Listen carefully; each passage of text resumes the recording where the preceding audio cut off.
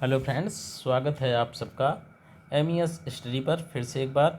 और आज इस वीडियो में हम बात करेंगे जो UPPCS ARO की टाइपिंग चल रही है, आप लोगों को पता होगा। और ये टाइपिंग जो चल रही है वो 11 से 14 अक्टूबर के बीच चल रही है, आप सबको पता होगा। तो ये एग्ज़ाम जो हो रहा है ये कैसा हो रहा है, वैसे मोस्ट ऑफ आप लोगों में ज़्यादातर लोग प्रैक्टिस कर चुके होंगे, बट फिर भी एक नर्वसनेस होती है। तो उस सिलसिले में मैं आप लोगों को कुछ थोड़ा सा जो आपके मन में बहुत ज़्यादा हाइप बन रही होगी, तो रियलिटी से वाकिफ़ कराने के लिए कुछ चीज़ें बताऊंगा। क्योंकि मेरा जो एग्ज़ाम था वो फर्स्ट डे फर्स्ट शो ही कह सकते हैं, 11 तारीख को फर्स्ट शिफ्ट में ही था। तो मैं अपना एक्सपीरियंस शेयर करूंगा और कैसा रहा ओवरऑल। तो कई पॉइंट्स पे हम लोग देखेंगे कैसा रहा एग्ज़ाम।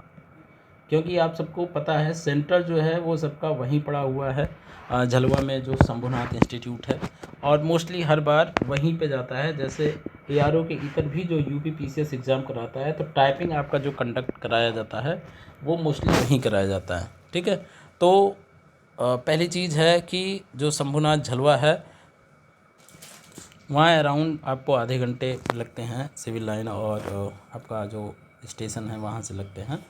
तो आप वहाँ इजीली पहुँच सकते हैं आधे घंटे 1 घंटे में, अगर आप यहाँ इलाहाबाद प्रयागराज टाइम पे पहुँच गए हैं। और वहाँ पहुँचने के बाद टाइम आपका कोई रिपोर्टिंग टाइम नहीं लिखा है, बस 9:32 लिखा हुआ है।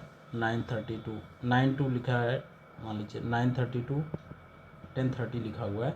इसमें आपका जो मेन एग्ज़ाम होता है वो समझिए आपका 9:30 से 10 के बीच में ही हो जाता है। इसके बाद जो होता है, जो आप मैटर प्रिंट जो आप टाइप किए रहेंगे वो आपको प्रिंट करके देंगे। और उसमें आपका लैब 2 लैब बने, लैब फर्स्ट लैब 2, उसमें लैब और आपका सिस्टम नेम और आपकी साइन करा के आपको देते हैं। आप उसमें आप काउंट भी कर सकते हैं, इतना टाइम आपके पास रहता है कि आप काउंट कर सकें कितने शब्द आपने किए, कितने आपने राइट किए हैं, कितने आपने रॉन्ग किए हैं। और जितने टोटल वर्ड्स रहेंगे उसके 5% आपको उसमें जो है माइनस मार्किंग उसमें नहीं होगी। ठीक है, अब बात आती है कि फॉर्मेट उसमें था कैसा। ठीक है, तो अगर आप JR टाइपिंग किए हों या सोनमा पे आपने किया हो, तो उसमें देखे होंगे जो एक वर्ड हाईलाइट होता जाता है, एक एक वर्ड जो है हाईलाइट होता जाता है।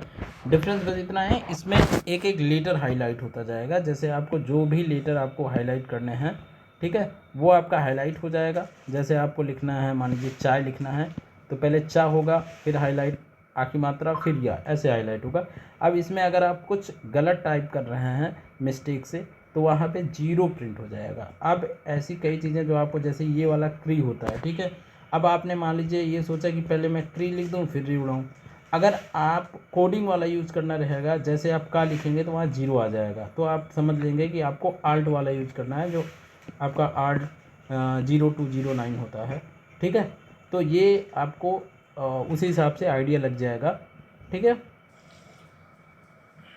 और इसमें जैसे मान लीजिए अब आ गया है उत्तम। ठीक है, उत्तम में आपको ये नहीं पता ये तक लिखते कैसे, यहाँ 0 आ गया, तो आप सीधा सा आप माँ लिखना है, माँ लिखेंगे, माँ लिख जाएगा। ठीक है, ऊ लिखिए, ये नहीं समझ में आ रहा है, आखिरी मात्रा लगा के आपने माँ लिखा, स्पेस करेंगे, स्पेस करने के बाद आप अगला कर सकते हैं। ठीक है, अगर आप अगला लेटर या अगला नहीं करेंगे तो आपका ये 0 0 जो बनता रहेगा वो 0 0 0 0 ऐसे बनता रहेगा, अनटिल आप स्पेस जो है नहीं दबाते हैं। ठीक है, अब बात आती है कि लेबल कैसा रहा है। तो आपको पता है, आप लोग अगर कुर्तीदेव 010 पे आपने प्रैक्टिस किया है तो वास्तव में अपने में काफ़ी टफ है, क्योंकि बहुत सारे आपको जो शॉर्टकट्स होते हैं आल्ट वाले वो याद करने पड़ते हैं। लेकिन जो एग्ज़ाम हो रहा है उसमें जो टिपिकल जो आपके जो शॉर्टकट्स हैं वो बहुत ज़्यादा नहीं आ रहे हैं।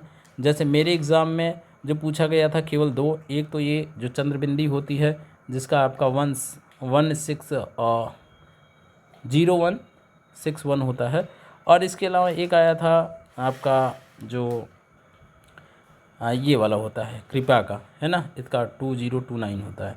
तो यही तो आया था ना, कोई ब्रैकेट आया था, बाकी कोई भी ऐसा नहीं आया था जिसमें आपको आल्ट का यूज़ करना पड़े। हाँ, शिफ्ट में जो ये है, ये कामा है, कामा जो होता है, ये चीज़ें आई थी, लेकिन ये आप इतना आप प्रैक्टिस के दौरान ही कर लेते हैं, ये आपको अलग से आपको प्रैक्टिस करनी पड़ती है।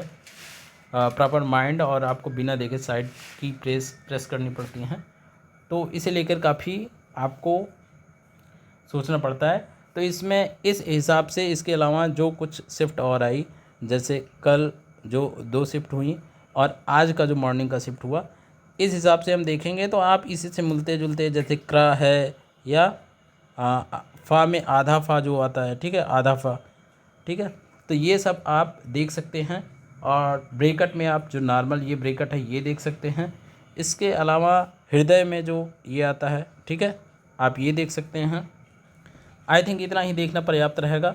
बाकी आपने जो प्रैक्टिस की है वही उतनी प्रैक्टिस पर्याप्त है। अगर उसमें आप कर ले रहे हैं ईज़िली तो कहीं ना कहीं आपकी स्पीड जो है मेंटेन हो जाएगी, क्योंकि कीबोर्ड मैंने देखा था, कीबोर्ड जो है वो सभी पे एक जैसा ही था। हाँ, जो कंप्यूटर रखा था और कीबोर्ड जहाँ रखा था वो स्लाइड वाला आप लोग जानते हैं ना, रखा रहता है उस पर, तो उस पर था। बाकी चेयर भी अच्छी थी, बाकी चीज़ें भी अच्छी थी, तो उन चीज़ों से दिक्कत नहीं होगी। अगर ये आप चेंज कराना चाहते हैं तो वहाँ पे वो मौका देंगे।